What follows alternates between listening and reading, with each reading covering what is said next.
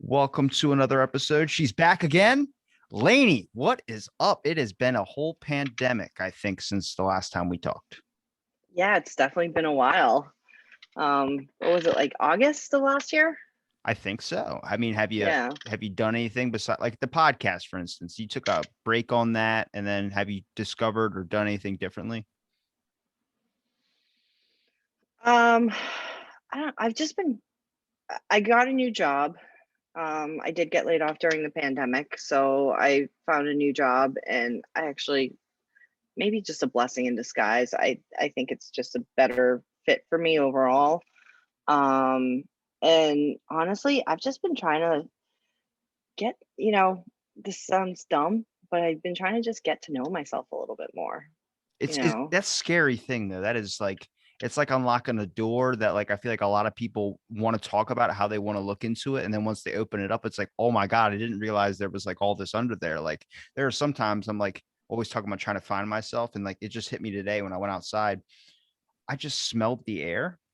And Mhm. I know that sounds so simple, but like I forget it so many times. And I'm pretty sure I probably said it multiple times about just smelling the air. But like it's not too hot, it's not too cold. It's like that perfect weather. And it just something about oxygen. I also think I might have like a crooked nose or something. I mean, I get my nose is slanted, but I went to breathe and I was like, if I turn my nose like to the left or to the like, it's nothing like Owen Wilson's nose. Like that's a famous broken nose. Like there's only a few people in the world that have a famous nose. I think one is who's that? Kevin Bacon, and then Mm, there's Owen yeah, Wilson. But I mean, I yeah, was I was like, man, it's like you don't really realize. Like, imagine your whole entire life you live thinking this is how you breathe and this is what normal breathing is, and then one day they just fix it, and you're like, I've lived a whole lie. Like I've never been smelling fresh air. No wonder I'm so miserable.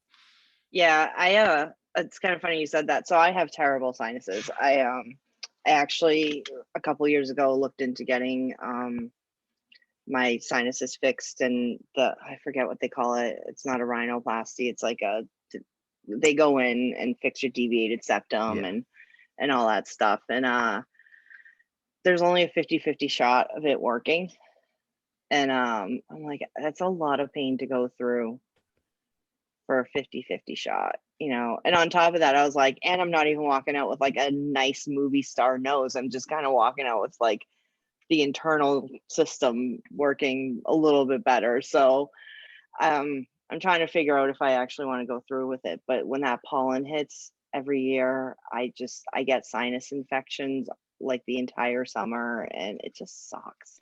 It that's not even like the sucks. worst part about pollen because that doesn't really affect me that much. It affects everybody in my family but me. It's skipped Yeah. over. It's actually like every time I go to like a medical thing, they're like, "What are your allergies? Are you allergic?" I'm like, "I'm allergic to one thing I think on this earth, and maybe pollen. I have a slight thing too, but it never really affects me. So I'm like, I don't really have any allergies."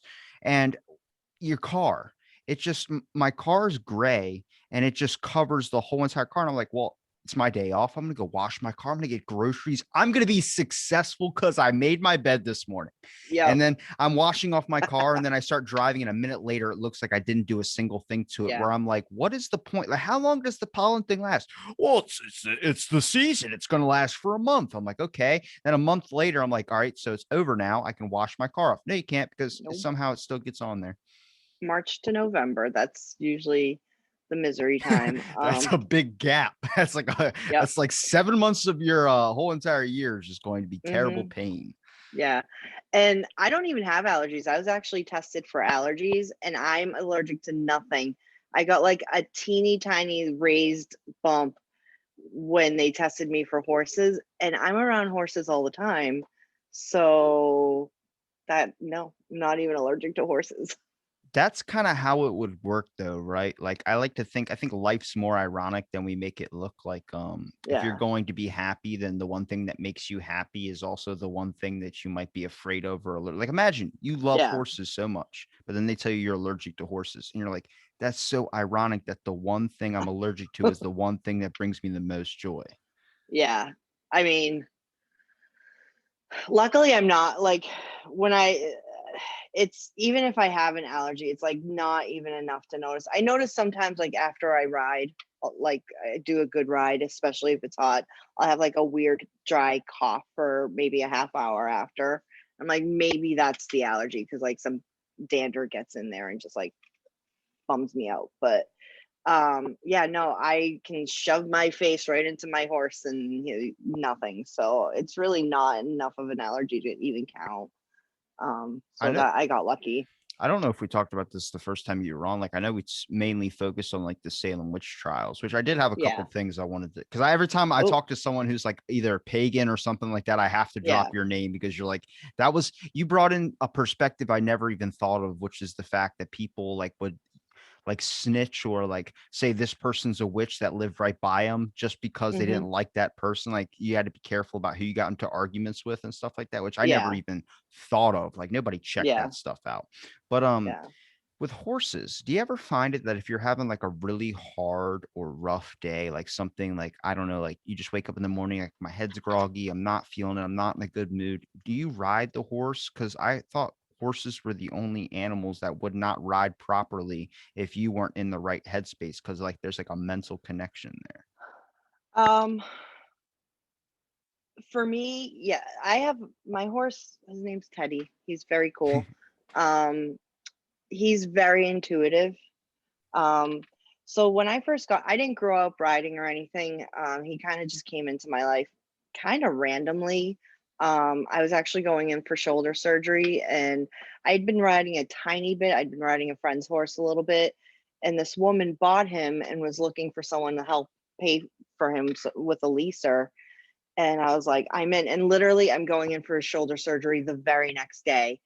And I was like, oh, I'll lease him. I hadn't seen him. I knew nothing about him. I didn't know how to ride. I had no business saying yes to this. Um, but he just kind of came in just out of nowhere and he was mine from day one. And I wound up buying him from her. And, but at the time, I don't know, like I don't know if it's because I grew up in Boston or if my life, probably a combination of all of it, but I always had just like a lot of anger issues where I have a very quick temper and I just get really frustrated really easily. And I just remember I was having a really bad day early on and I couldn't get him to just like do what I wanted. And I got so angry and I just remember him like freaking out because I got so like literally just being like, I need to get away from you because you're a crazy person. Um and that was a big wake up moment for me where I was like, this horse feels everything I feel. Horses are your mirror. You know, if you are in a bad space, your horse feels it, your horse shows you. And so to answer your question in a very long drawn out way, if I'm in headspace that's really, really bad, maybe I won't, but sometimes it does help because I've learned now the way that I approach him and the way that I approach riding, now knowing a lot more about riding. Um, Sometimes it'll get me out of that headspace, because we can go and we can do something that's good for me emotionally and mentally and he's on board. But if I'm just like pissed off and like not being able to shake it, I'm not getting on that horse. It's not fair to him. Like he feels that and it makes him feel unsafe, you know?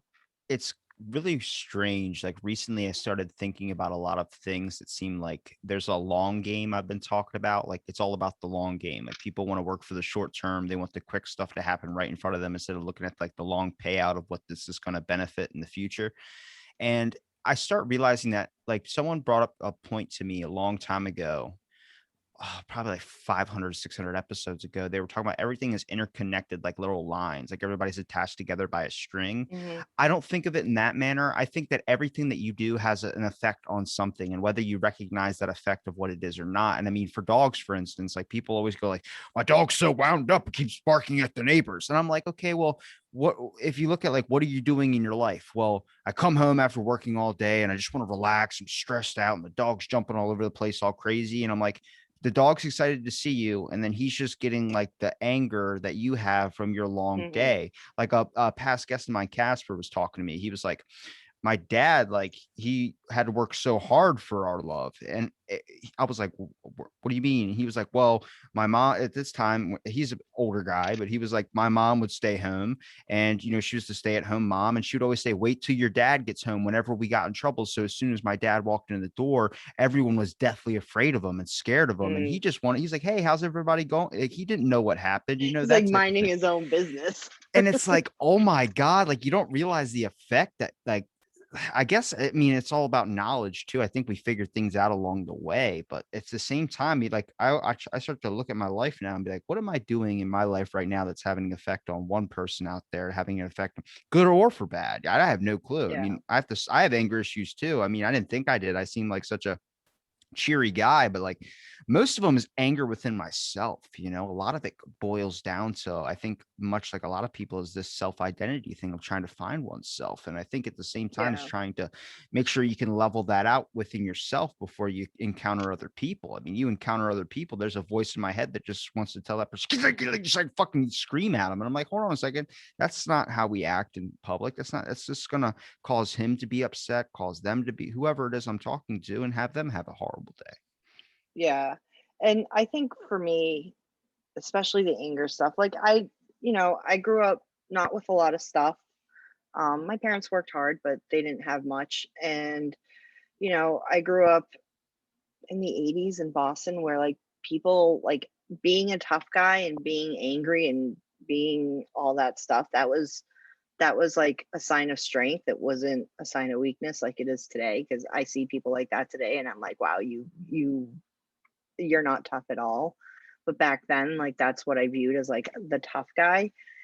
And I started going to like punk rock shows when I was really young. And that's a whole other world of just like kill or be killed. And, you know, uh, so for me, it was always just like that kind of internal rage and anger. And like there were a lot of other reasons that played into that, in my life. But um there was just that thing that like, and I still have it, like people will tick me off and I'm just like, what are you talking, and I'm like, I can be quite formidable when I'm angry, and especially I think because you don't see it right away, because I'm generally fairly laid back, but if you piss me off, you're in trouble. And I just had so much of that, and I just had so much of that like bullshit and bravado built up in me because of like how I was raised, where I was raised, what I saw growing up, what I wound up getting into,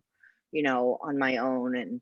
And it's a whole bunch of bullshit in the end, because tough guys don't act tough, like, and if you can't control yourself and you can't, and this is just for me, like if I can't control my emotions, then what am I doing? Like I can't.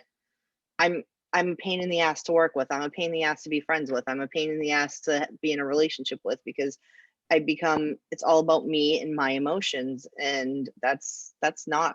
I don't want to deal with someone who acts that way, and I just assume no one wants to deal with me if I'm acting that way. So it did it does require, and it has been requiring me for many, many years, to find a way to just, you know, get past that, and kind of dig deep and figure out where all that comes from, and just kind of go, all right, well, I don't have to be that way. Like this might have happened and it caused this, but I don't have to be that way anymore. It doesn't have to control my instincts and my acts today. Does that You're make sense? Am I you're making sense? definitely, I mean, you're definitely not alone in that type of thinking. I think everyone is a little bit about themselves. I'm selfish in so many ways. I mean, I'm selfish in the fact that, like, there are sometimes I can't even, I just don't even want to talk to people because the fact I'm trying to balance out the things in my own head. I've been thinking about this like so heavily recently because I was learning a lot. Like, Robin Williams is one of my all-time favorite comedians.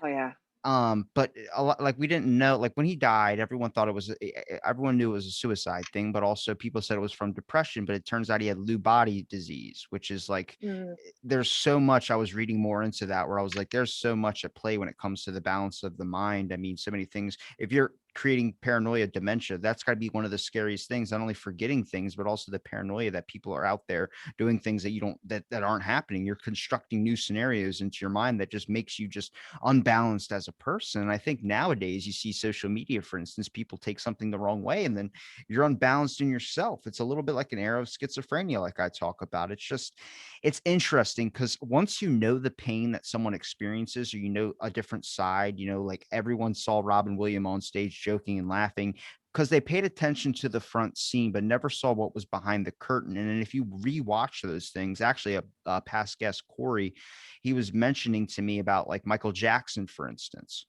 And I Mhm. had heard something crazy, like if you want to talk about some weird magic or science stuff.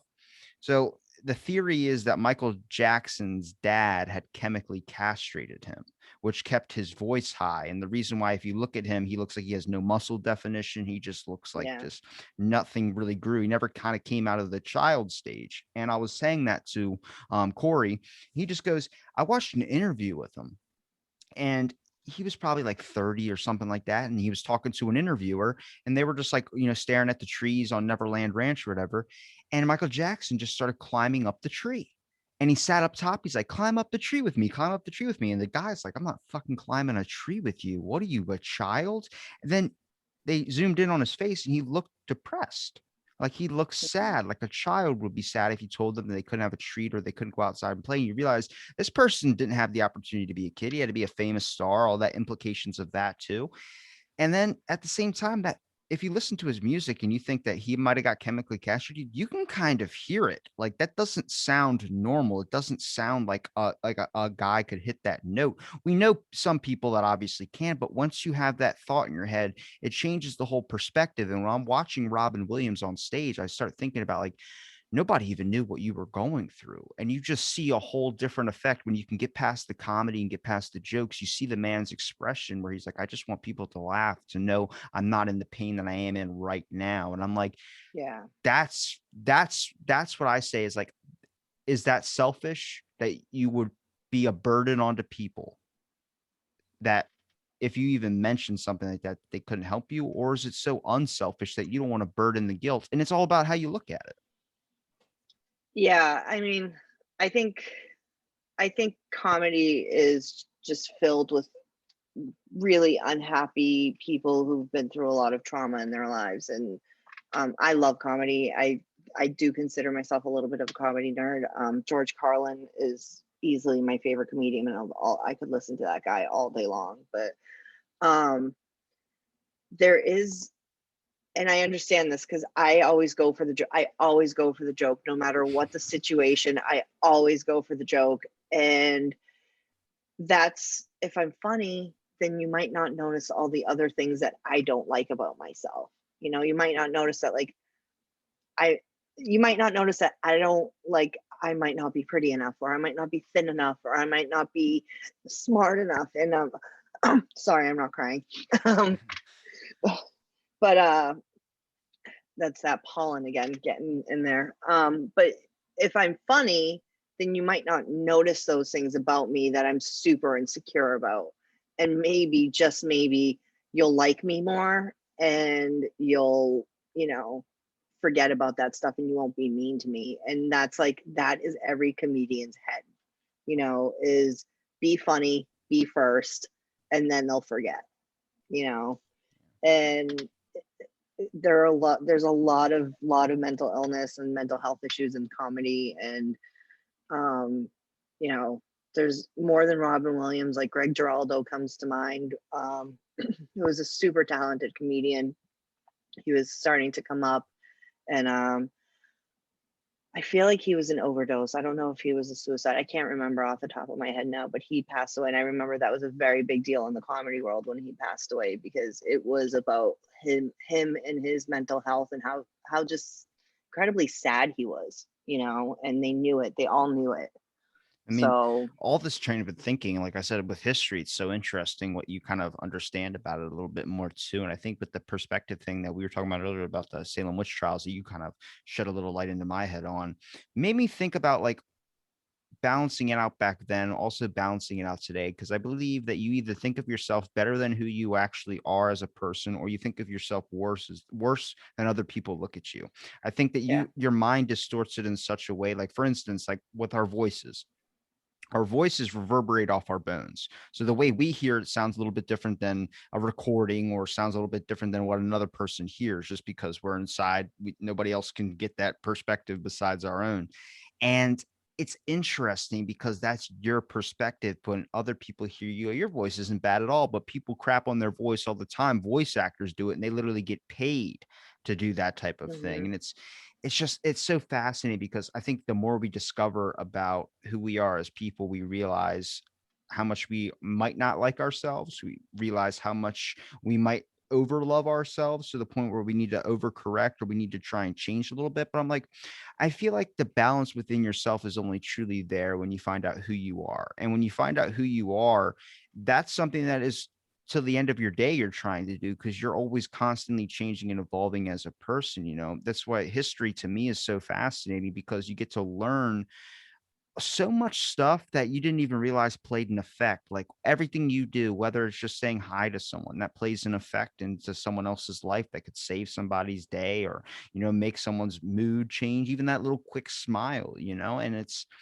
I definitely can tell, at least from talking to you, at least I don't think you're a bad person at all. I think you're a good Thank you. person. You definitely probably got anger issues. I mean, I got anger issues too, but I think you look at yourself in such a way that you really can't see all the other good stuff, because all you can really do is focus on the bad. Like when you look in a Yeah. mirror, I don't look at like I look on fleek today, or I look on point. I look at myself and I go, I have this I don't like, I have this I don't like, I have this I don't like.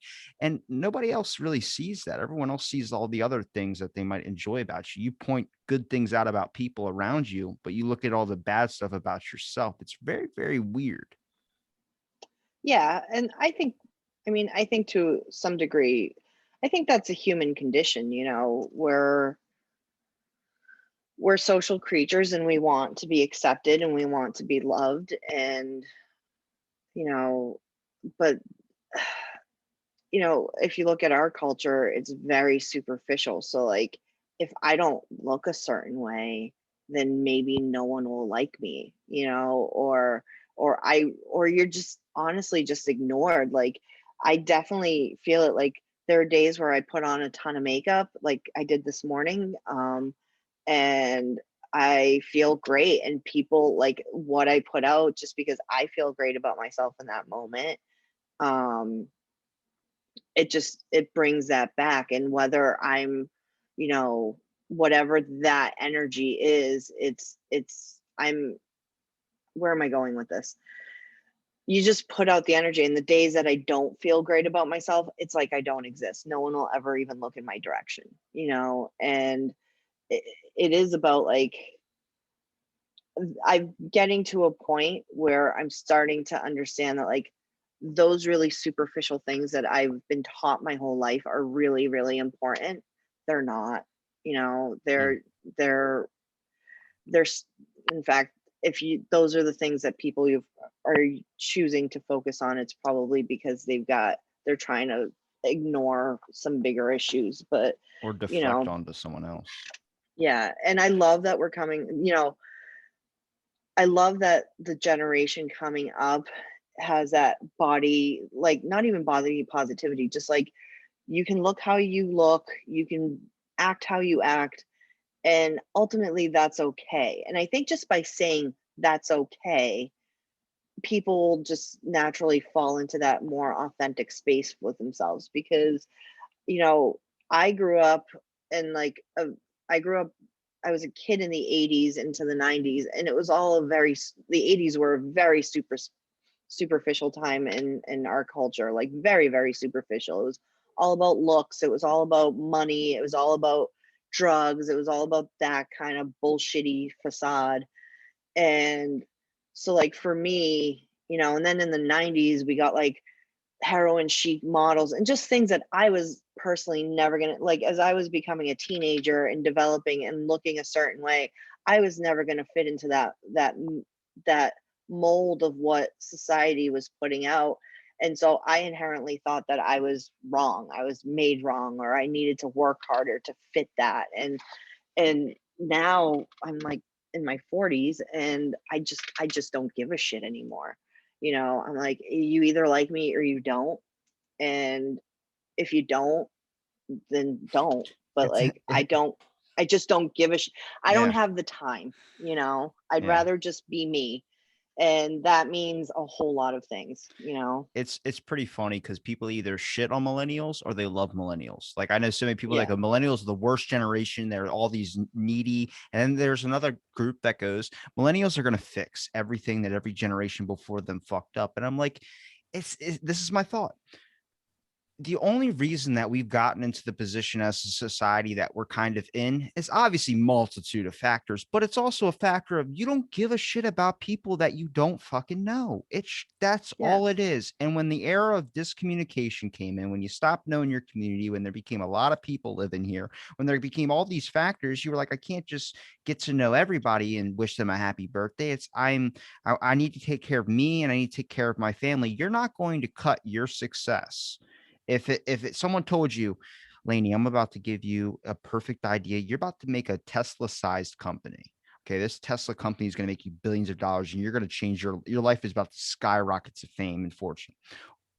But future generations, let's say about 100, 200 years from now, are going to be kind of screwed up by what you created. But Yeah. it's not gonna matter in your lifetime. You're gonna be like, I'm gonna take the fucking money.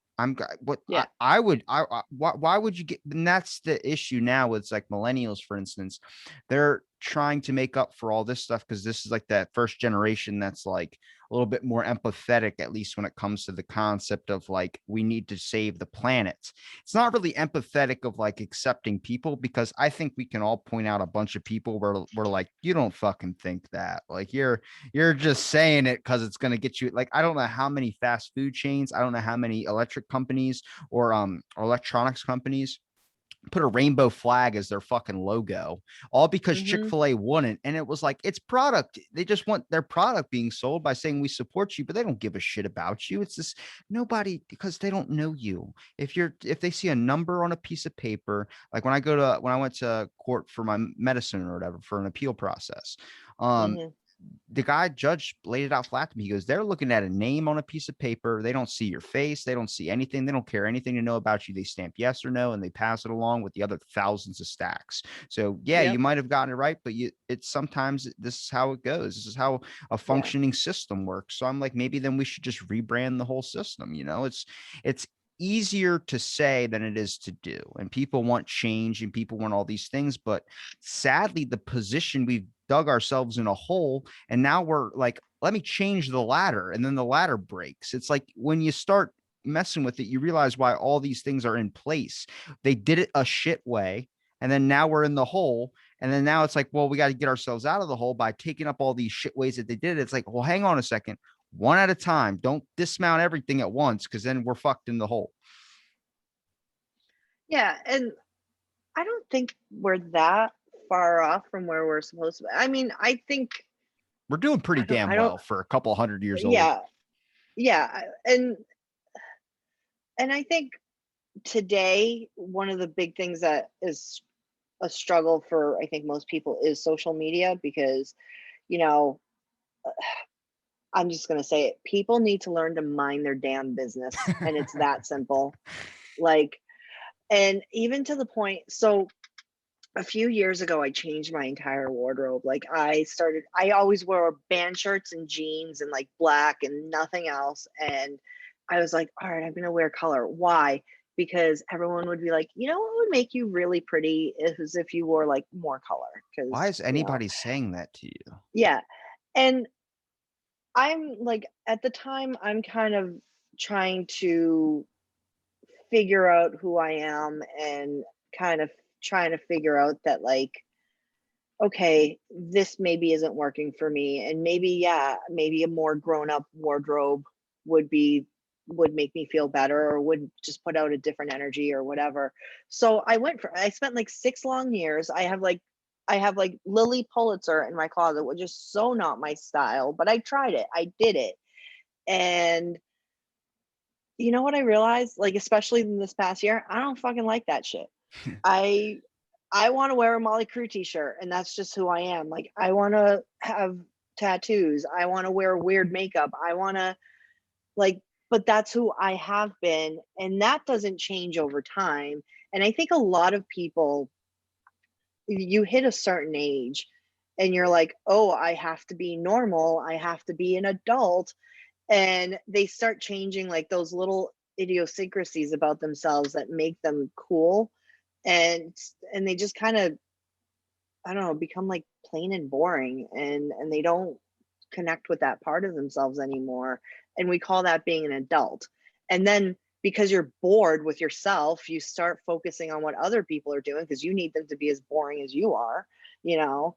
And it's just, it's funny because you said Chick-fil-A, and like I feel like most adults are like a Chick-fil-A sandwich, like seemingly great but mostly boring and kind of terrible. Without that special sauce they put on it. Yeah, I actually had it for the first time like a month ago, and it's really bad. It's Not it's good. like in my mind, that's like the fancy fast food if you're going to go out to eat anywhere. But I'm like, I don't eat fast food. Like I'm more than happy with a Taco Bell. But like if you're on a date or something, you're not taking them to like if you're gonna go to fast food, which I hope you're not doing. But if you do go on a date, you go to either like an Arby's. I mean, Wendy's is okay. I don't think I've ever had Wendy's. I think I've only been there once. I didn't order food, but they have like they have a like a greenhouse, like glass part of Wendy's. Like it's like where you can sit and eat, but it's just all glass. And it's not even Hmm. like see-through glass. It's like very foggy, never been cleaned, stained with smoke glass where you're eating a fucking baconator and you're like, I can't see shit. It's like a microscope or whatever, this magnifying glass burning an ant. That's you inside the thing. Where I'm like, Yeah. I don't know, man. But it's appealing. I like the look of it. Why do the McDonald's and Chick-fil-A, they got the clubhouses with the slide? I'm 23 years old, but I look at that. I'm like, damn, wish I was a kid again. Like, Hmm. I don't know. You got to be yourself at the same time, but Yeah. everything nowadays is like we need you to look this way. It's still like that. It's actually probably even worse today because I'm like, look, don't even acknowledge something if you don't believe in it. If you don't want to say it, you think just because it's going to get you an army of people supporting you. That's what I fucking hate is when I see on social media someone change something and I'm like, oh my God, not even like an off, not whatever off social media. We're sitting there bitching about all this stuff. And now you're saying you're in support of it. I'm like, I don't get it. Just be yourself. It's not that hard. Don't acknowledge it. Don't do whatever. You don't even need to make a statement about it. Like when people Yeah. put up, a crime thing or a news thing, like this person shot, this just shows more violence towards this. And I'm like, you only do it when it's for that, though. You don't do it when it's any other kid in the same exact scenario that gets things like, well, we only care about this. I'm like, so what's that's as bad as saying you only care about the other side, too. Like, it doesn't make fucking sense to me. And I'm over here just creamering through my hair, like, what the fuck is the world? And you realize it's nuts. And this hit me yesterday. There is a disease that is named after the only type of way you can really get this. Well, one of the types of way is by eating human brain tissue or human spinal tissue. There's a dude that is named after this disease. And I'm like, some motherfucker had to try that. That's people. That's people is Yeah. when you look at like, how did they realize that a cow gives off milk? It's like, probably some dude fucking wife whatever breastfeeding in a shed somewhere and he's like, I wonder if I tried this on the cow. And that's how it happens. And you realize it's people. They're like this. Everyone tries to narrow them down to this certain types of groups and these certain types of things, and you realize they're like a fucking wildfire. They go wherever Yeah. the fuck they want. They go whatever direction they feel is the best. And sometimes you get corrected and you fall right back on path, or you fall whatever society deems is your path.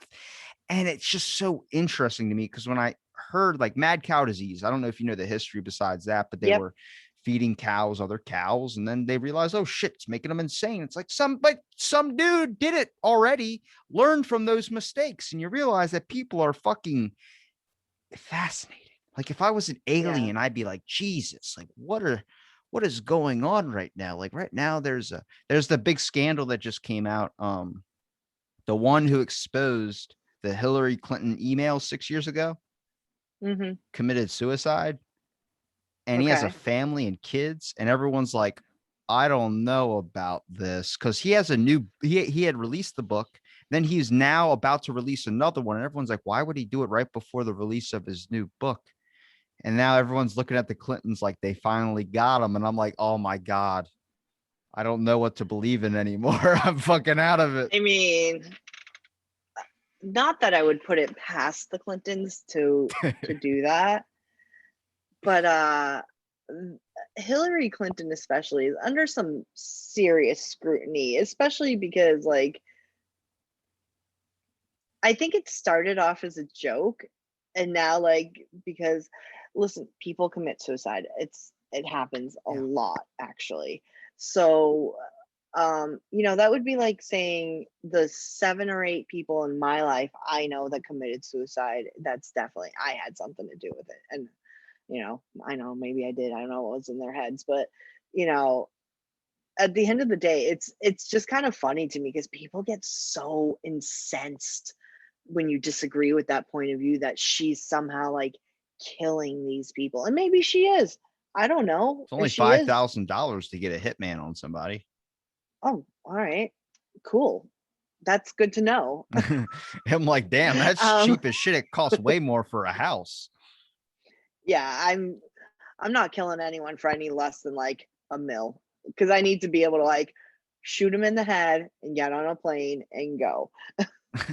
Like DB Cooper style, except you're not killing anybody, you're just Yeah. doing the great escape. Yeah, pretty much. But yeah, I don't know. Just conspiracy theories in general, I laugh at. I'm just like nothing fits in that. Nothing fits in a neat box like that. Nothing in this world fits in a neat box. You Okay, know, what conspiracy theories do you think are the most ridiculous? And I want to see if they line up with any of the ones I find are ridiculous. And then, because there are some where I'm like, all right, what's your like? I've had an anthropologist go, really? You think the moon landing was fake? I'm like, I don't think it happened when he said it happened. I'm not like a Earth is flat guy, but I'm like, hey, come on. We were in a bad position during the war. We had been losing everything. It seemed like we were losing all hope. And then they just go, look, we need a win right now. And if Russia beats us to the moon in this space race, we got to film it and then we'll fucking land up there later. But let's just make sure that people still have supported us and we get morale back. And that's what my theory is. I think it happened, Okay. honestly. Only because you know, growing up, you just kind of it was talked about a lot more, I feel like, and the space program was a lot more, when I was in first grade, that was the Challenger blowing up and all that stuff. So it was like a more prominent conversation back then. Um, so yeah, I mean, I don't know. I don't We never went anywhere with it. We literally just went to the moon and that was about it. So I don't that's I think the reason why it wasn't faked because like that was it. That was the grand finale I of think we space travel, really. I think we still landed there. I just don't think it Yeah. happened at the time that video was released. I think it happened like a little bit later. Like you show our enemies that we're already at the moon, and they just fucking, all right, well, we don't need to rush this research anymore, and then we make it up there. So it's like we can, you know what I mean? That type of thing. I don't know. It's Yeah, but plausible. Russia had already beat us into space. Yeah, but we wanted to be the first on the Yeah. moon. That was the big thing of like, we're gonna beat you to Yeah. the moon. And that's when Because we're everyone gonna was live on the moon someday. doubt it. That was actually, Yeah. was it? I don't know if it was Project something, but there was a plan to build a colony on the moon, and the whole plan description had all these dome drawings of like what it was going to look Yeah. like and stuff. And I'm like, if you are offered, like right now, Laney, you're going to be the first person to live on Mars. Like now they're doing hotels on Mars. Would you want to do that? Like, I don't want to leave Earth, even if Earth is like going to be like maybe 50 years left on it. In a dome, I'd end up forgetting to put a helmet on or something and fucking suffocate. I can't. I can't. Um so I love Star Trek Next Generation, and if that were the thing, then yeah, like sign me up. Like if like that Star Trek First Contact really happened and like the Vulcans landed and all of a sudden they were like, "Oh, let us share our technology with you." And then like maybe I need like guarantees. I don't need some like doofus who's like, I think I figured it out. Let's do it. I honestly just let's work on transporting like the Star Trek like transports where you just like Yeah. beam yourself places. Let's start there. Let's forget about space for a while and let's just figure out how to cut our commute times. You know, I like me just stepping into something and being at work. I don't think I would still do that because doesn't that kill you and it just reassembles you somewhere else? So like you're a clone of the original you. I don't know, but I could get an hour of sleep more every day. But you would rather okay. So the theory behind the Star Trek teleporter is that it annihilates you, like all your little particles, it breaks them all down Yeah. and then reassembles them somewhere else. So you're not actually you die, but then this is the clone of you, but you still have the thoughts of that clone and you still have like it transfers your subconscious kind of thing, but it's not you anymore. It's your original you is gone. So like you're about 1,000 in and some person just goes, yeah, you're about the 1,000th Laney. And they're like, what? It's like, yeah, you're not the original. You're way past the original. I mean, I don't know that the original is like that much to hold on to. I So like like, her. do we really care? Thanks. But like, you know, I mean, either way, and I'm just looking at it from a purely I hate driving and commuting every day. Like that's the point of view I look at it from where I'm like, let's make that happen. Make that be cool technology, It's you every know? scary movie. It talks about like the clone realizes that it's a clone, and then it's like this. What are we Yeah. gonna do when that happens? I'm like, I would lose my shit if someone told me right now I'm a clone of the original Robbie. I'm like, well, what the fuck's the like? You talk about identity crisis. That's an identity crisis. You're a copy of yourself. You have a tattoo on your bottom of your foot that has a number on it that says "Made in China." Mm. What do you do with that? I don't know. I would just jump off of a cliff at that point. I'd probably go get tacos. Probably go get that's the okay. I mean, I guess that makes I sense. mean, if you think about it, like I'm a clone of like I'm just a clone of my parents, and the difference is that two people Yeah, but you're still your own can't. construct. I would say if you there's an identical see, if we're gonna talk about cloning now, I don't think it's if they're gonna make cloning a thing, I think they gotta take a piece of you. And I think it's like, I don't know if it's gotta be like not like a finger or not like a hand to grow like a starfish does, when you rip it apart and it grows another starfish. It has to Yeah, be like they have to take something from your brain, like an emotion. So like they're gonna make an anger Robbie, which is just nothing but fucking anger, where he's like all my anger emotions. It's like Jimmy Neutron when they had the multiple clones of all the different emotions. yeah. That's how they got to do it because then people are less likely going. Like if you make it so, like I talked about this with a biomechanical scientist. She was talking about robot enhancements and how people are going to start having implants of like robotic technology. It's getting to that point, and I'm like, Yeah. you can't make it better than the original though. Like I get it, you want to help someone that maybe lost an arm in the war and then you want to give them an arm that's going to be awesome so they can live again. But if you make it better than the original, what's going to stop some dude from chopping his foot off just to get a robotic foot? I mean, you know that part in like uh Empire Strikes Back where he gets his hand cut off and they put the new hand Yeah. in, like yeah, that's pretty cool.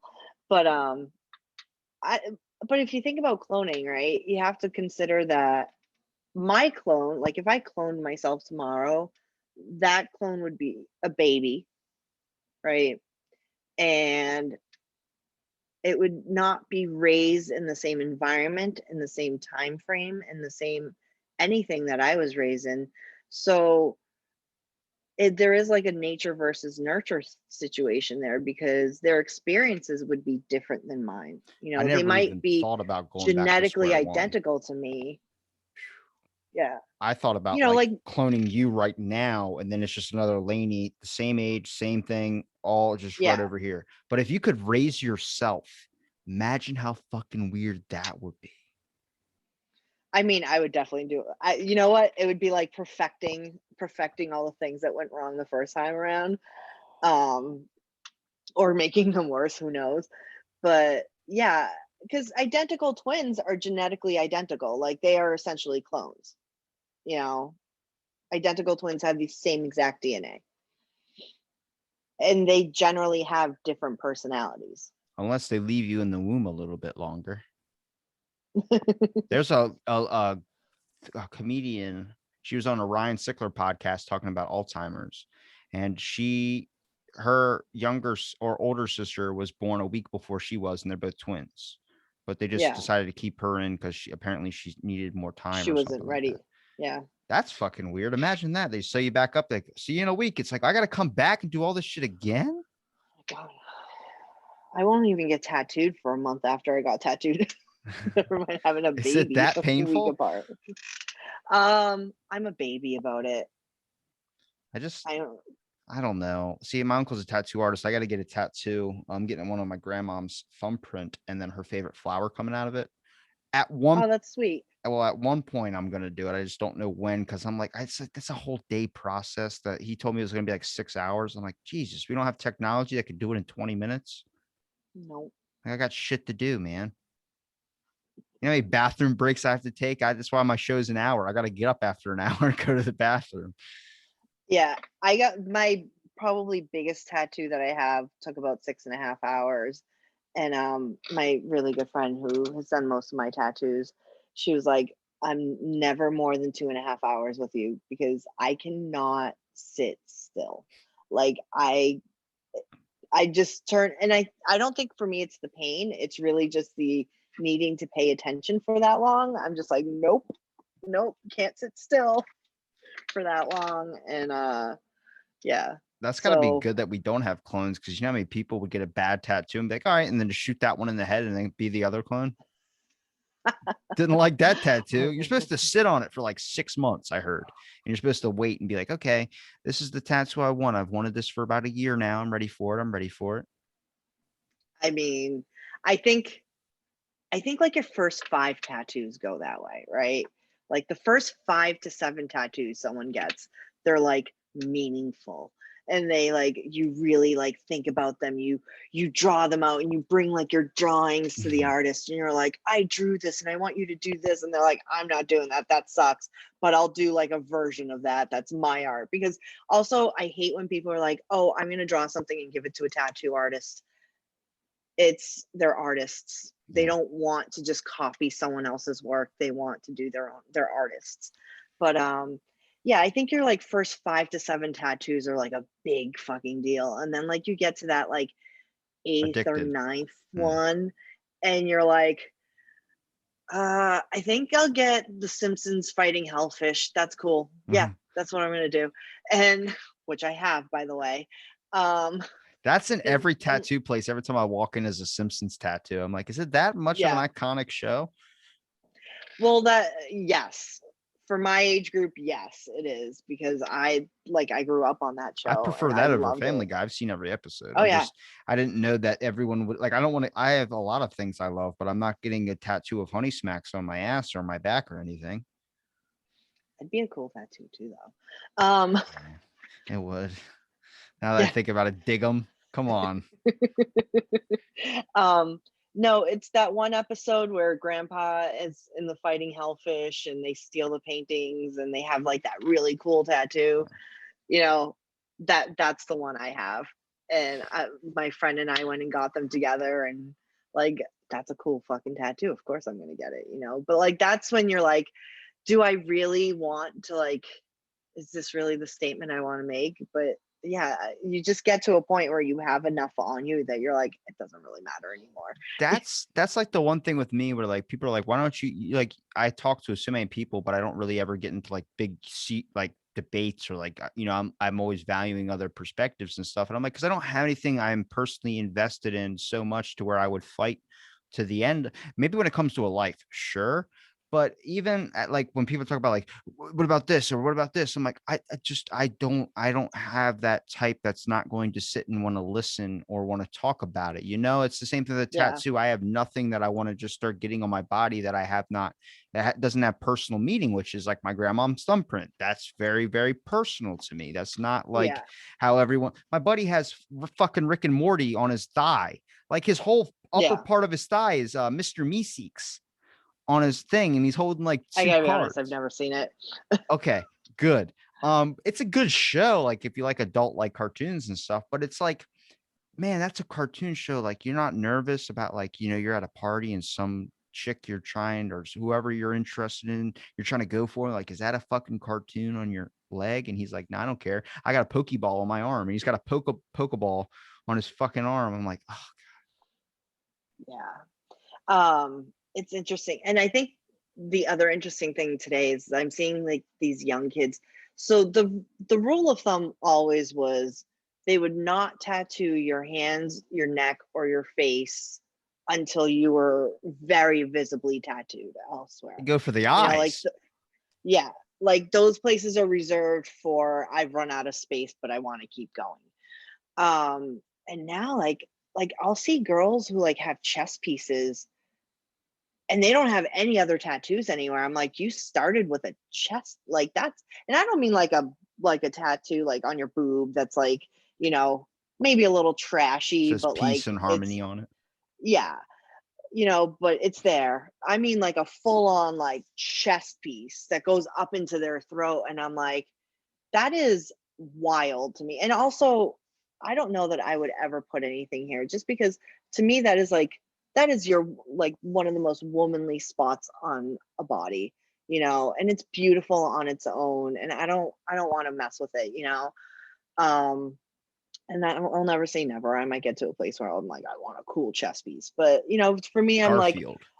arms, legs, go for it. Back, you know, midsection, go for it. But like my face, my neck, you know, I have like a little guy behind my ear, but you know, um, you can't really see that. Like places where I could not hide it if I really needed to, you know, not Forehead. then I'm yeah, right on my forehead. I'm gonna just like loser right on my forehead. Um, Well, that's the but thing though. Like, there's a guy working at Walmart and he's tattooed everywhere. There's no skin that's visible that's like not tattooed, and he's got his eyes tattooed. And I'm like, that's kind of why you're working at Walmart, because probably nobody's gonna hire that unless you're in a job that like is a like tattoo artist. They have tattoos everywhere, but that's the whole thing. Like, wear a turtleneck if you got one on your neck or something, and all this stuff. I'm like, I don't yeah, there's only a few places I think are super ballsy to get one. The eyes, I don't mind as much. I mean, if you want to talk about CRISPR, you mean where like your eyeball the or whole white part of your eye is now like yeah, this, like yeah, his I've was all seen like that. ritual, like all this like crazy like lines, like he got the veins in Yeah, his eyes all black. So it like looked like his eye was like dying or something. And I mean, maybe that happened with Bill Cosby. Maybe he wanted to get white in his eye, or maybe that's cataracts. I don't know. Or yeah, glaucoma, whatever it's called. Uh, but it's so weird because like I don't know. There's just very few spots I look at like, man, that's a ballsy one to get. Like if you get on the back of your calf or something, that's cool. But like I don't want to like some people get them like all over their chest. Like all like yeah, I mean, I get if it looks good, like if it fits the person, but there are some people I look at like you don't those tattoos do not fit on you. yeah. And you're either a tattoo person or you're not. And for me, like, I mean, I think I was like 7 years old when I was started drawing stuff on my arms because I was like, I'm gonna have tattoos and lots of them. Like I always knew that's what I wanted. And like I said, I started going to punk rock shows and all that stuff. And like that those are all heavily tattooed people in general. So like for me, it was always going to be a part of who I am, and it was always going to be something. And it suits me. Like people see them, and you know, I have a friend who like hates tattoos, but she goes, when I see them on you though, I don't hate them because it suits you. It's like a part of who you are. And I'm like, yeah, but I'm also like, it's not a part of my, it's part of like how I look, but it's not like, I don't know how to put it. It's not who I am. You know, it's how I look, but it's not who I am, which I guess is weird to say, but like, where am I going with Well, this? it's I kind of feel like like, I'm about to say for like the relationship thing. I always say like I hate when people are like I don't like I'm okay. If you want to wear makeup. I don't care. But I'm not a fan that like I don't want to get to know you in that way. I want to like you for who you are. Like if I'm gonna be attracted to yeah, you, I don't want to be attracted like oh you wake up and it's like holy shit. It's like I'm now more attracted to the pillow because that's where your fucking makeup came off. Like I don't care if you want yeah, to wear it, if you want to look nice, go ahead. But at the same time, I'm not going to hide my personality just because, you know, some people do that when they get attracted to someone. They immediately start being someone who they're not. And it's like, you got to make sure that someone can accept you or you're going to be in a relationship for months in and realized, oh, this person's like not, we have nothing in common. We just, I thought we liked sports, but apparently she was just faking it the whole time. Oh yeah. Yeah. And for me, like even makeup and tattoo, like I love art. I've always loved art. And for me, it's like I'm a canvas of some sort, and that's really what it is. It's like I want to be walking art. And which sounds way douchier than I mean it to, but um it's just for me, it feels really beautiful. And even like sometimes I'll do my makeup like really wild and but you always know it's me under there. Like, like my face still stays the same. It's just like my eyes are a little bit like more interesting looking. Um, but yeah, I do get what you mean because like some people, especially nowadays with all these like YouTube and Instagram tutorials, like I went to a store to buy something and there was a girl who had literally like just brown stains here and here and here, and that was her contour. And I'm like, I cannot see your face. You just look like you slapped on, like you dunked your face in the vat of makeup this morning, and that's how you Uh, went out. you're bringing And back some childhood fears of I used to go to this little diner called Boomers. It's not really around anymore, but I remember like this waitress came over and she looked like she was wearing a physical mask, like of makeup, or you could yeah, just pull the mask off. And I had yeah, never been so horrified. My dad's like, "Are you okay?" I'm like, her face is coming off. My dad's like, "Oh my gosh, she's applied way too much makeup, man." And he's just like, yeah, I couldn't because it looked like you could just peel it like Leatherface, like slapping it yeah, on your head. yeah. And makeup's come a long way, even from when I was a kid. But like back in the old, like especially the older ladies, especially the ones who are trying to hide the fact that they're getting older. um yeah, it was, the technology wasn't really there yet, and it was scary to see some people where you're like, oh, what is happening, like Tammy Faye Baker, like that woman's makeup is epic, epic. And you know I don't know, I maybe for like a funny moment I might do that, but I can't imagine walking out the door like so heavily made up that you can't make out my face anymore, because then what's the point? Unless it's Halloween and I'm trying to be someone else in that moment, and then that's different, but even still, like you should still be able to see skin. Skin should still be there. I don't know. I don't know. I mean, to each their own. Dress however you want, but It's kind of like me in sunglasses. I get like a major amount of confidence when I'm wearing sunglasses. yeah. Like you ever see Big Daddy with Adam Sandler, where he gives the kids Yeah. sunglasses? Now you're invisible. That's like me. As soon as I put sunglasses Yeah. on, I'm like, now I can say whatever I want. Do you also just pee on the side of buildings constantly? Sometimes I do, sometimes I don't. What is every guy I know, and I know a lot of guys because I work in construction. Every guy I know would rather pee in a bush than walk 3 feet over to an actual bathroom. And it will, sometimes the bathroom's closer and they're still going to go pee outside. What is that? Can you explain that to me? I Depends. don't get it. Depends. How far is the bathroom and what obstacles are in the way? Sometimes, like I'm like in. All right, so the reason I don't get high anymore. When I was in high school, my biggest thing was when I got way too high, I would be like, I need to go to the bathroom, but the path is too complex. Like my brain would just be like overthinking the shit out of anything I was doing, like grabbing a glass of water. I would refuse to do it because of the fact, even though I'm choking and dying and I'm thirsty, it's just too many complicated maneuvers. Like this person's right there. I got to reach over around them and I got to do this. And my brain's like, it's too much anxiety. Just sit down and fucking just dry mouth it. I don't give a shit. Yeah. I mean, I sometimes like when I was a kid, I used to piss right in the front yard. And my buddy's dad, I was at my buddy's house too. And his dad comes out, he goes, "Were you going to the bathroom out front?" And I was like, "Yeah." I was like, I didn't think anybody saw it. He goes, "Man, that's our front yard, dude." He goes, "Just go in the back, man." He's like, people drive on this street. I'm like, I had to go. And the kid, they had a new scooter. So I didn't want to miss my turn on the scooter. So I was like, I'm gonna Yeah. piss right. And it was a tree. I think that's what all people do. And then Yeah. no. So basically, it's that inherent male laziness that causes it, not You really. don't want to miss a moment. You should look at, if you're on a Yeah. date and a guy pisses in a bush with you, you should be like, he doesn't want to miss a moment with me. Yes, maybe on the 12th date, I'll feel that way, but It on a gets first creepy date, depending on how you look at sir, it. please use indoor plumbing.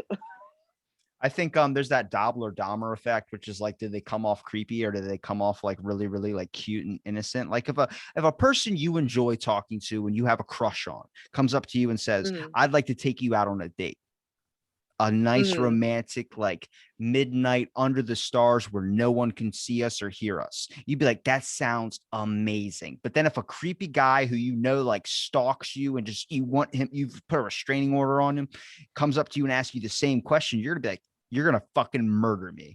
That's exactly how it is. So I'm like, it depends on the person how you come off. Sometimes creepy stuff can come off very, very sweet if you know the person. Yeah, and I mean, I always say, like, sexual harassment is very dependent on how attractive the sexual harasser is. Yeah.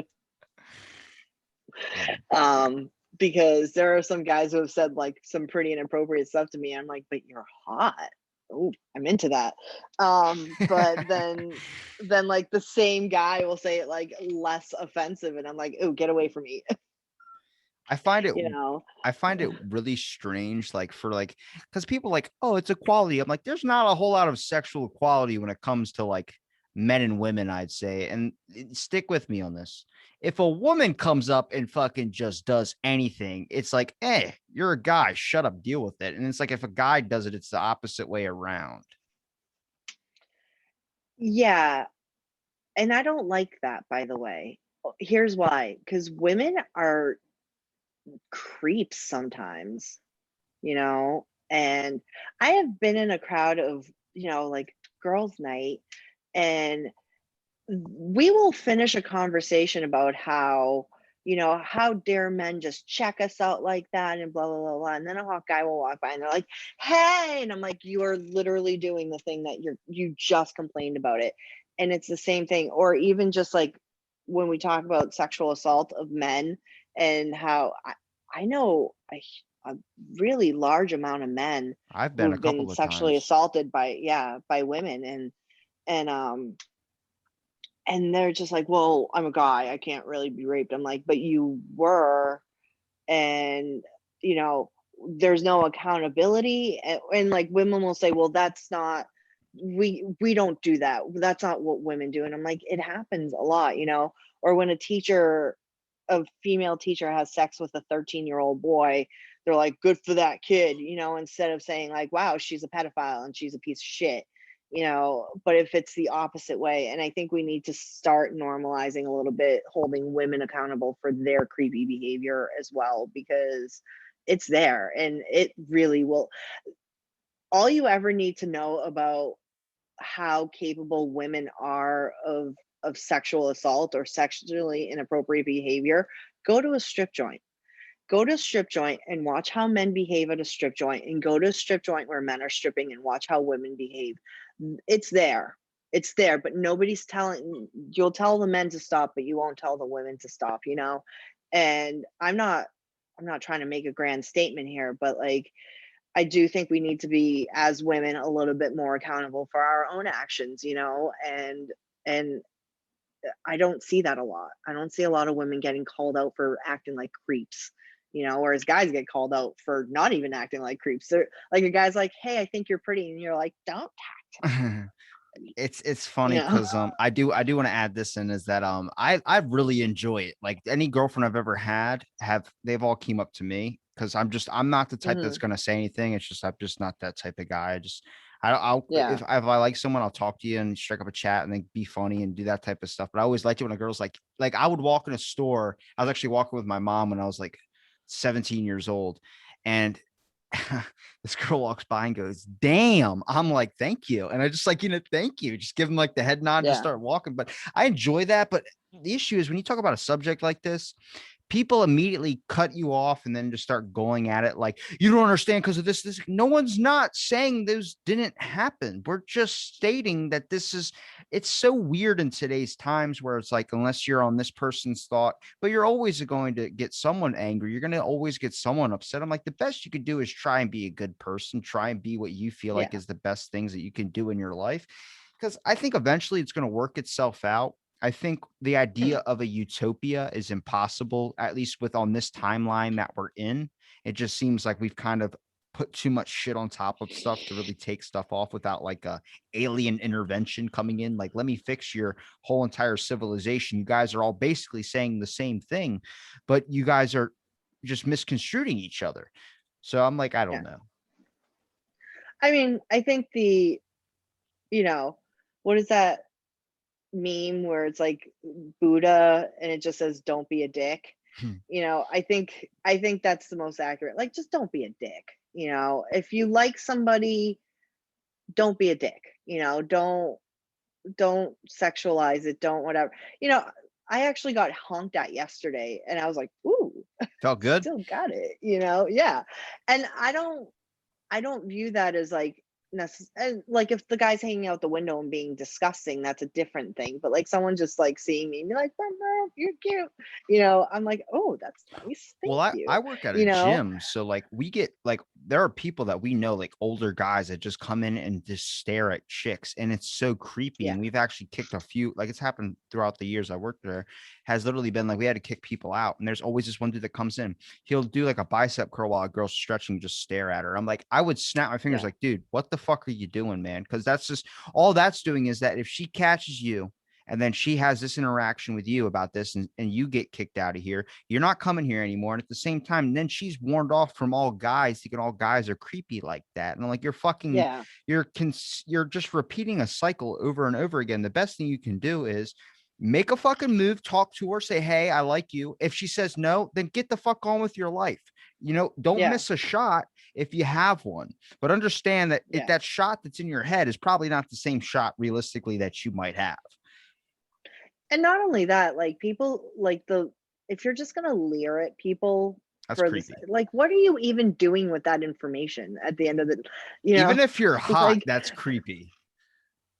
you know, we were talking about my friend and I were talking about when like I'd be at a stoplight in a pickup truck and girls would like pull up and they'd be like just trying to like check out the hot guy in the truck and it'd be me and they'd be like, oh, and I'm like, what sort of interaction did you think was going to happen there? Like if the guy was hot, did you think like what this is where love's going to come from? Because that's weird. Like I don't know that I want to meet the love of my life just at a stoplight. I mean, maybe, you never say never, but like it's just so weird. Like what are you even doing with that information like once you get there? You Because got to be careful because in our town we have car shows that come by, and like and it's summer town, so senior week. So like we had a bunch of like, I mean, I was probably 2 years graduated at this point, but a car pulls up, and I mean, very gorgeous women, very very gorgeous, and one screams out the door. I'm wearing my nice, like, not like a shirt like this, but I look handsome, I'd say. At least I did. I hmm, thought I looked good. I had my sunglasses on, so I had unlimited confidence as much as possible. yeah.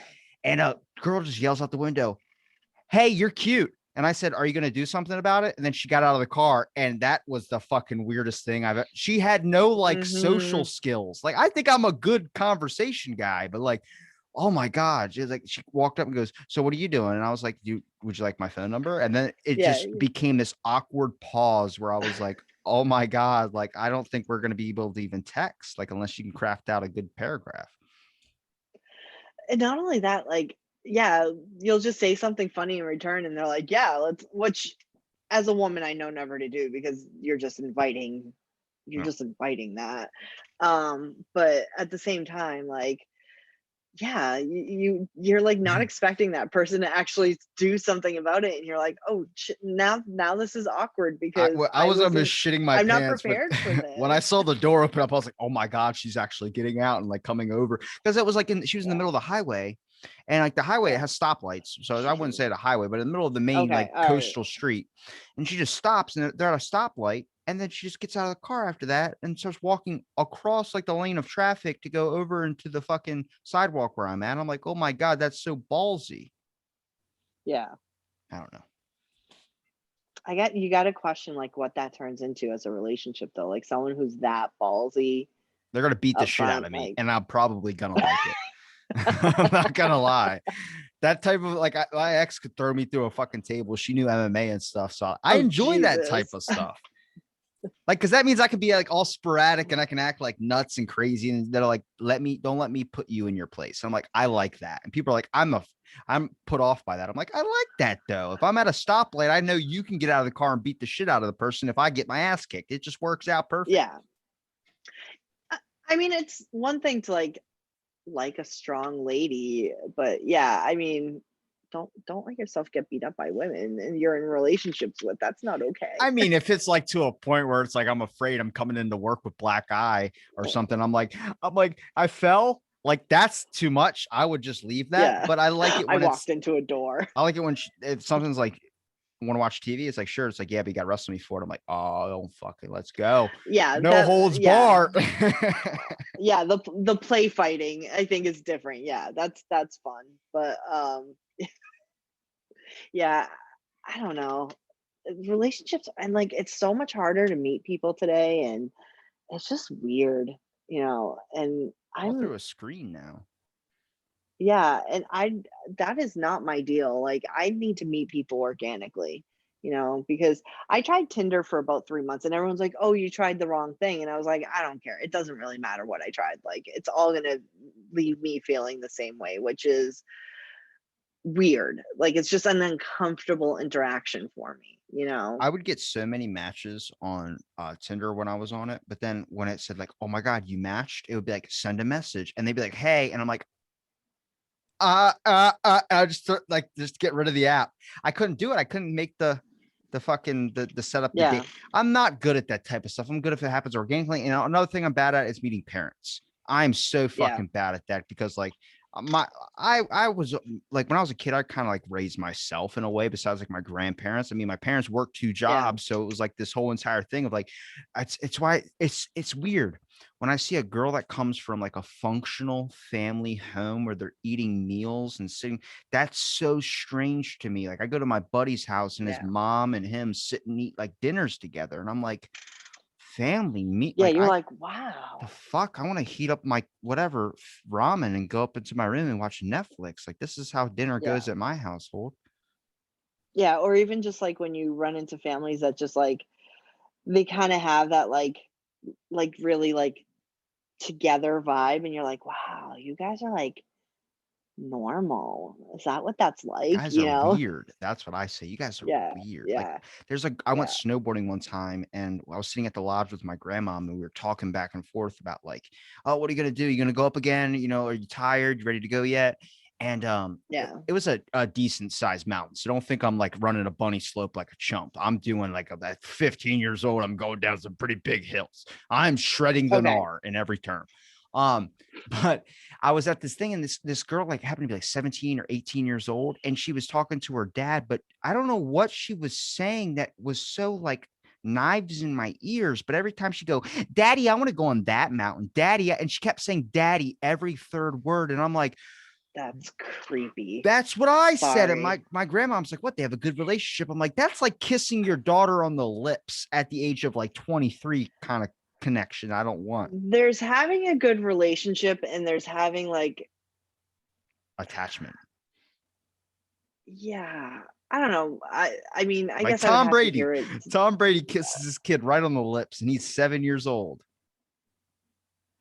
That I don't think is that weird. What?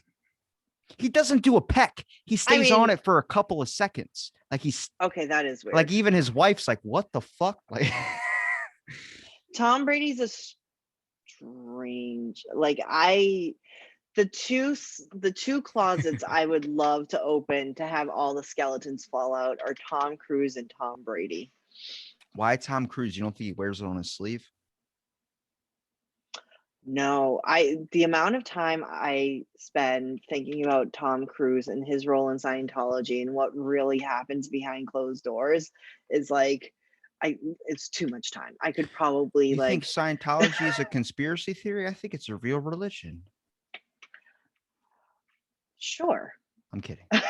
Have you seen the building? It looks like a fucking Disney park. It's a giant purple Yeah. building with a giant yellow pale lettering that says Scientology on the top of it. I'm like, that's got to be a fake headquarters, and they got to have a real one in the basement with like Illuminati, like like shapeshifters, like like that come over and throw tub of like Yeah. whatever lotion to a giant hot tub that they're soaking in. Yeah, I mean, I think a safe bet with him is that he's definitely utilizing essentially slave labor because of the like they have Sea Org members cleaning his house. Like that's his staff is like the Sea Org members. And or at least that's what's kind of been alluded to over the years. I'm sort of making the leaps on my own, but so like at the very least he's utilized because the Sea Org members are basically slave labor. So at the very least he's utilizing some slave labor there, you know.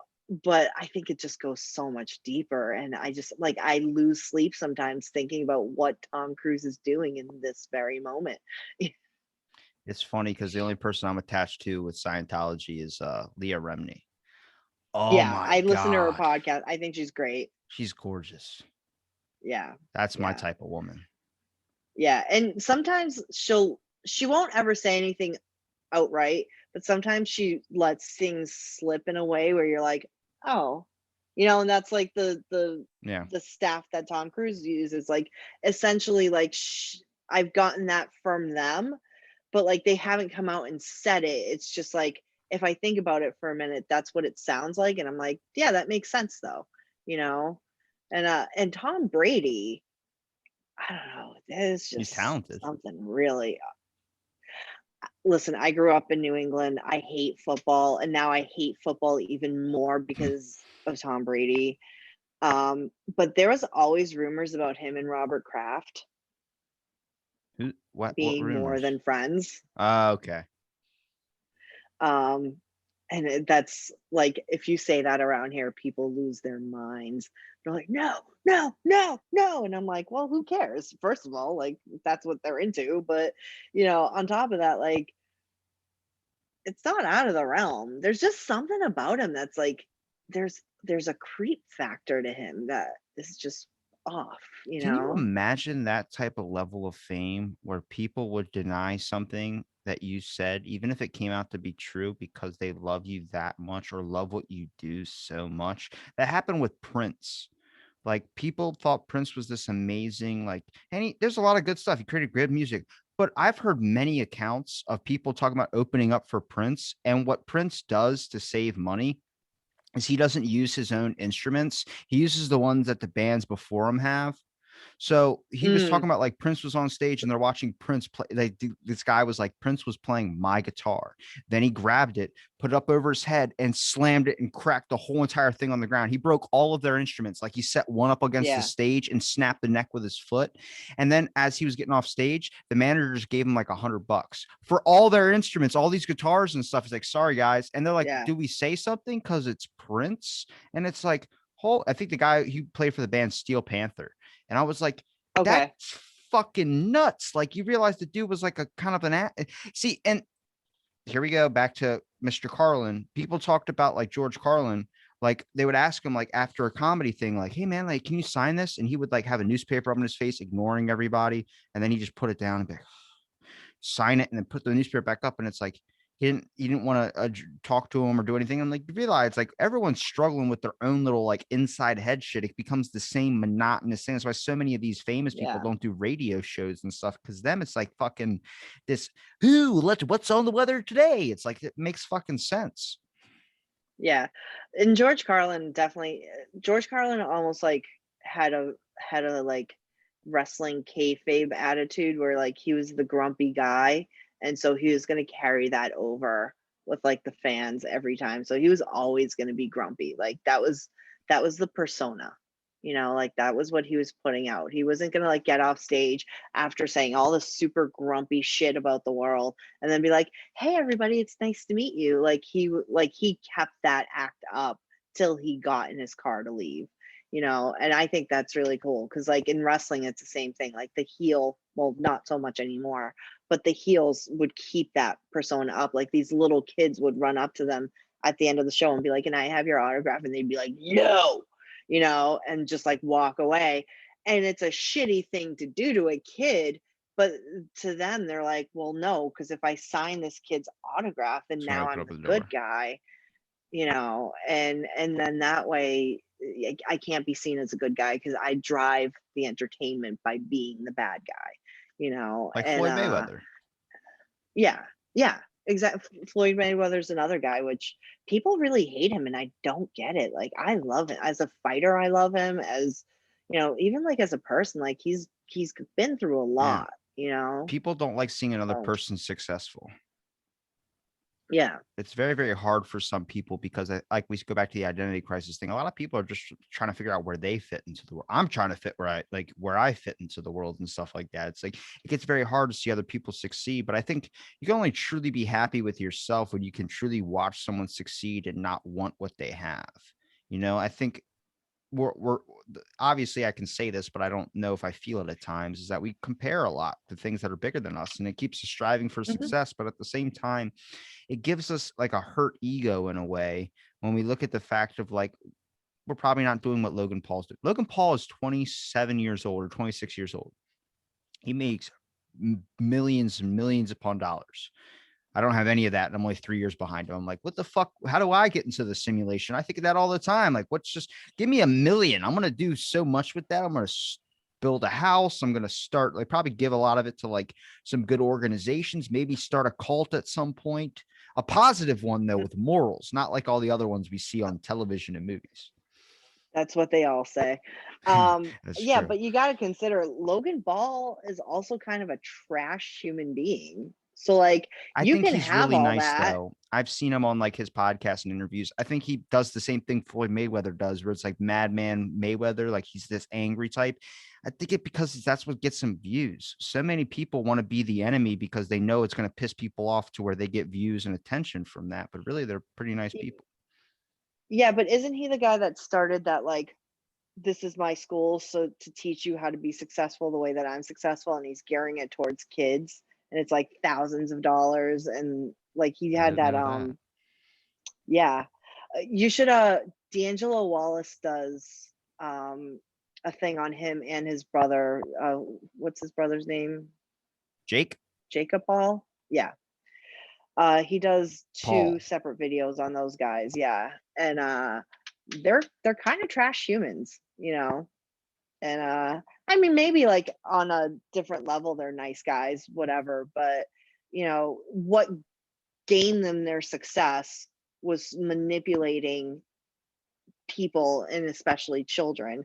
So I don't know. I'd rather not have much and know that I'm earning it honestly, than have all that and all because they're always chasing more. Like Logan Paul is always chasing the next thing that will get him more money because no matter how much money he has, it will never be enough. He leads from his ego for that reason, because he's trying to prove to himself and to everyone that he's worthy.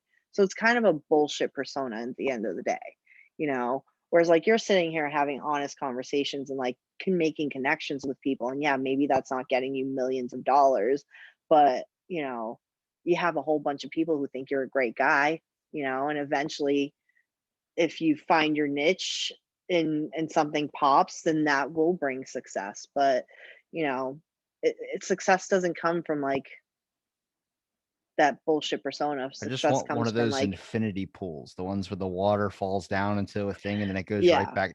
That's success in my mind, is having an infinity pool or a window. If you have a window, you're successful. Let me tell you something. Those infinity pools, not that expensive actually. So you just like save your money and someday you'll have one. It's like having a above ground pool. I always used to think that was like a successful person. And I thought in like underground ones were just like normal shit. Yeah. And then people are like, no, it's the other way around. The in-ground ones are actually really expensive, and the above ground ones are like $50 at Walmart. You're like, what? Yeah. Yeah. When I see an in-ground pool, I'm like, oh my goodness, you're wealthy. Yeah, you're extravagant. Wow, you're like rich. Do you get that way too Yeah, when they no, have like they have tablecloth on their kitchen table and they have like forks set out, just like decorative stuff, even if it looks fancy to me. I mean, I was raised by a Greek lady, so like everything was always decorated within an inch of its life. So for me, I'm just kind of roll my eyes. And I'm actually quite the opposite. Like I'm very sparse in the way that I decorate. I like minimal lines, like everything like that. Because to me, it's just too much. Like to have your table set as if you're gonna have dinner at 8 o'clock in the morning, it's just too much. Who's got that kind of time? Yeah. You know? Because you have to dust that stuff. That stuff will get dusty. Like keep your dishes where they belong in a cupboard where they're not collecting dust. It's I don't know. But that's that showy shit, that like it's great when Martha Stewart does it for a purpose, but Martha Stewart doesn't even do that. She's not decorating her table as if it's dinner time 24/7 because she knows she's got to clean that every day. Yeah. It's kind of like you ever see Cribs when that was a show, MTV Cribs? I think I saw the Snoop Dogg one, but I don't even remember it. If I was on that show, I'd be so honest about it. Like if they, this dude, I remember he was on a top of his like glass balcony. He had a glass railing as a balcony and like all this. It was just huge, like white carpet, white walls. Look, everything looked like he just bought the house. Then there was just a Yeah. stereo up there, no couches, none of that, like a bonsai tree on a table right by it. And it's just this giant thing, as like big as a bedroom. And he just has one thing in there. And I'm like, where's the honest shit? Like for me, I'd be like, this is my house. And like you see like a shirt on the floor, I'd pick it up and throw it in the hamper on like on screen or something like that. I'm like, Yeah. I'm not, everyone has like these like giant gaps. I'm like, I want to try and put everything in there as much as possible, at least what I'm going to use. You know what I mean? Not just have shit that just stands around and looks cool. It's like, I have a bookcase. I don't read fucking books, but it makes me look intelligent. Yeah. Yeah. Yeah. I mean, I think that all goes back to that, like what we started with was like, you just have to get to know yourself enough for that shit just to not matter, you know? And so many people let those, like, people come in, no one even comes into my house. Like, every 6 months, one friend might come over to watch a movie and they don't give a shit what the place looks like. From what I see in They're the just Zoom like, call, it looks fascinating. well, thank you. I What's like the fascinating purple, about it? white, and then the pink art you have. Oh, so those are actually so I'm everything's very, very neutral in here. And what I actually have as art is like superhero art. And That's right. Yeah, because I you had a can't remember. Spider-Man one last time. No, he's a Deadpool. Deadpool. I have a big Deadpool and a big Batman one. Batman's the one you sat in front of last time. Yes, yeah, yeah. I've since gotten a desk over here. And this is my little setup now. But yeah, so there's a guy called I don't remember his name, but it's if you go on Jesus. Instagram and look up Jesus, yes, it's Jesus. But That's the name you it's forgot. Mod Hero. Yeah, it's a name I forgot. Um Mod Hero is the guy's company, I guess, that does all the art. But I got like a bunch of these prints from him and I fucking love them because they're like original artwork of like those are all X-Men prints. So if like you go up and look at them closely, like they have like an Emma Frost and then like just other characters around her, or like Gambit and other characters around him. And I love the X-Men, so I got those, and those are Um, that's what you're looking at behind there. And then over on the other side of the TV, you can't really see it, but I'll like that's a Han and Leia painting. It looks like a generic one you get, like you took the picture out of the frame and it's that generic Yeah, one that they put in there of like a family or something. You just put it up on the wall. yeah. Yeah, but that's like when they kiss in Empire Strikes Back. Mhm. And it's I got it on Etsy. It's like awesome looking and it's the first thing you see when you walk I in. got a But conspiracy yeah, theory for you. oh, What do you oh think okay. about bigger Han, the bigger Han, or not bigger Han, bigger Luke theory? Bigger Luke theory. I haven't So heard it. apparently, there's a conspiracy theory that Luke Skywalker's height changes throughout the movies. Like the first couple, then the first after that, or no, it's like the first two, and then the rest after that, he gets taller because in certain scenes he's seen as the same height as Han Solo, then he's shorter than Han Solo, then he's the same height as Han Solo. So someone made this. Oh, you got to look it up. Bigger Luke theory. it goes Hmm. down this rabbit hole where they're talking about they had two different actors, like two twins of Mark Hamill, and it goes down these long, drawn out thing where it's like, oh my God, it's not true. But if this person just decided I want to benefit society by creating something, he really could do something like that. I mean, I guess the person who created that conspiracy theory has never heard of just putting lifts in your shoes to appear taller. That's what I said. Patrick Swayze did that. Yeah, Tom Cruise does that. I can't believe I found out Patrick Swayze was dead through Family Guy. Did you? That's funny. They had the ghost of Patrick Swayze and then they said rest in peace at the bottom. And I was like, wait a minute, is he dead? And I looked it up and I was like, oh my God, I didn't know I never saw Roadhouse. Yeah. Roadhouse is good. I mean, it's bad, but it's good bad. Where he kicks like a hole through someone's chest or something like that. I don't know if he kicks. It's not that violent, but it's like it's just dumb and it's good. It's like that perfect era of like 1980s movies where like just like the brooding guy shows up and just kicks everybody's ass, you know. Yeah, like Bruce Lee And style. yeah, but like way more lame than that. Do you think that Bruce Lee was killed by the triads? I have no idea. Because the family curse? It's interesting. Yeah, it's interesting because like then his son died in a really mysterious way. The fake bullet in the Um, gun? yeah, which they say that blanks sometimes it can happen with blanks, like Well, no, if you shoot too close or he had an actual like prop gun, but he put a real bullet in there and it wasn't supposed to do anything. It was just supposed to put like weight in the gun and it fired off and people yeah, think it was because of the triads. Because like the big theory behind it was that the night before it was either Bruce Lee or his son was sleeping with the main triads leader's daughter, or not daughter, girlfriend. And they saw him coming out of the yeah, house, and then 2 days later he's dead. But like when you see yeah, Bruce Lee's autopsy, his face looks like he was beat to shit. People are like, well, he sparred all the time. And it was like, he looks like someone took a bat to his face and just fucked him up. yeah. And then later, the doctor that did the autopsy that ruled it out as like the thing that was wrong with his back, um, Hmm. died in a car crash a couple months later. And it was like, what? Interesting. Like people over there I just mean, they fall off walls and stuff. Like this, there was a dude that fell off a 4-story wall twice. And everyone's like, how the fuck did it happen twice? It's like because it didn't work the first time. Like that's how they do. That's why I say yeah, with the Hillary Clinton guy, fucking, he was writing another book about to publish it about the Clintons. You got to think 6 years, everyone's going to be like, oh, no, it was an actual suicide. Man, that's fucking good play work. That's chess work, bro. They're playing chess. You're playing checkers. yeah. I mean, listen, if she's that good at getting people killed, good for her, man. Tell me your secret because I've got a list. But like, I don't know. You know what? I'm gonna say that's kind of none of my business in a lot of ways. Where I'm just like, I just like watching from the sidelines. Like when they, North Korea, yeah, when they introduced the sister, I was like, this is the hmm, best drama show I've ever seen. Like, you have the two evil, corrupted like leaders, and then they're like, well, now we need a new one. And the evil sister just comes in. I'm like, oh, it's like General Hospital. I'm fucking in. I mean, North Korea really just is like the greatest spoof movie ever made.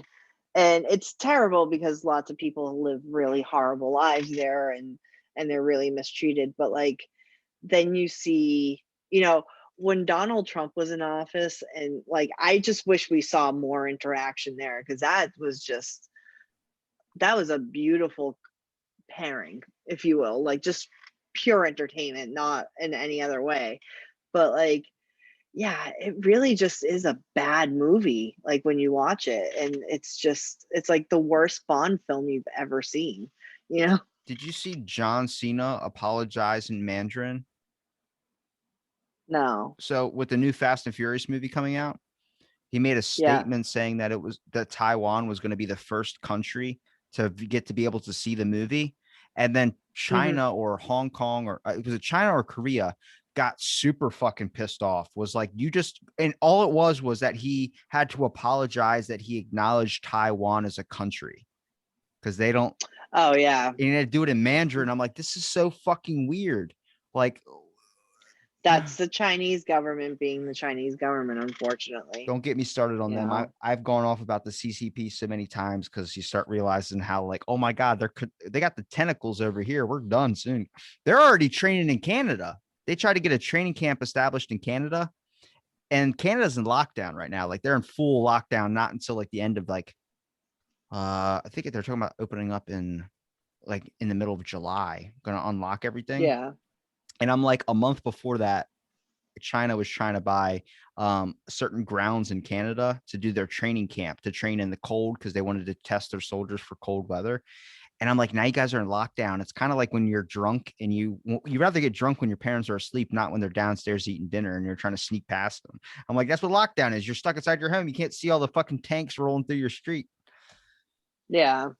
Conspiracies. I mean, conspiracies. Yeah. I don't know. I think China doesn't really care that much. I think they're like that 6'5" dude in the corner of a bar who's like, yeah, I can kick your ass, but I don't have to, you know, I look at them as unless the you person really that give me a good reason to. I look at them as like the person that gives you drugs and you keep coming back and then you try and steal from your drug dealer. Yeah, possibly. Give me your But that guy's gonna, kidneys. yeah. I mean, I think as long as you don't give them a reason to get pissed, then we're all good. And it comes back to just don't be a dick. Hey, everyone, including world leaders, just don't be dicks. You know, like you don't have to like everyone and get along with everyone. Just don't be a dick. You know, if you don't want China knocking on your back door, don't be a dick. It's that But simple. power is so corrupting. And when I have it, I want to make sure everyone follows what I say. Yeah, well, unfortunately. And listen, if I ever got to be like some sort of world leader, it would be bad. I would be chopping people's heads off left and I'd want right. to be your butler. Ooh, I would give you a better job than butler. That's my dream job is being a butler when I was a kid. I always thought it was so cool. You could be like Alfred to Bruce Wayne. You could go to butler school. It's like a real thing. That sounds awful. I don't want to go to school for it. Why do I need to go to school to grab a glass of water for you when you need it during the middle of the night? Because there's a whole like thing about being a butler that's like you have Just don't to, steal I shit. don't know. Yeah.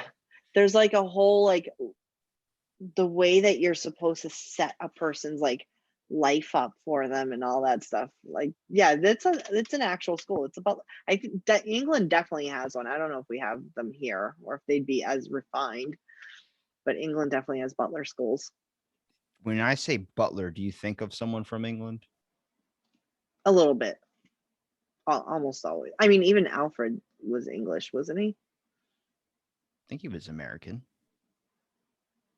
Maybe it's I'm because gonna the have to Google castles that. that they live in or the castles that they work in. Like we don't have really castles over here. They have castles over there. Yeah, yeah, they have like real castles.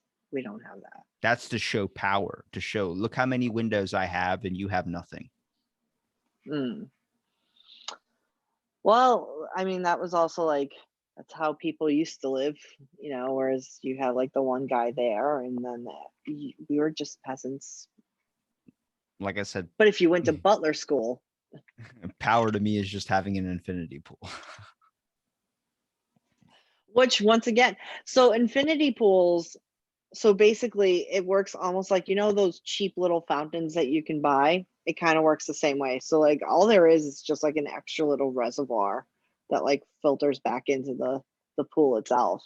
They're not that I mean, they're not cheap, but if you're buying a pool and you're getting a pool, it really just is like it's like an insert pool. It's not like a, you know, where they actually, what's the word? I can't think of it. But there's the pools that are like concrete and they're like hand formed, and then there's like the insert pools, and these are like just inserts.